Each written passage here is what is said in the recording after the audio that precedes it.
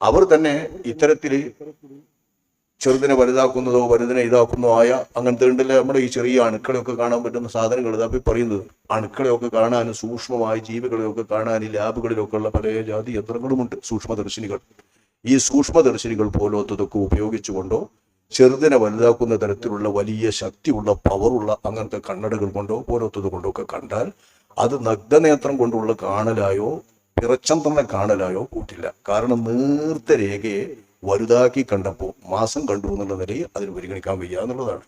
മാസം പിറച്ചന്ദ്രൻ ചക്രവാളത്തിൽ ഉണ്ടാവുക എന്നതിനെ ആധാരമാക്കിയല്ല മാസത്തെ നിശ്ചയിച്ചിരിക്കുന്നത്. ചക്രവാളത്തിൽ ഉണ്ടാകുന്നതാണ് പ്രധാനമെങ്കിൽ ഇപ്പം കണക്ക് മതിയല്ലോ. കണക്ക് പറ്റില്ല എന്ന് സുന്നികളും അസുന്നികളും എല്ലാവരും ഒരുപോലെ സമ്മതിക്കുന്നതാണ്.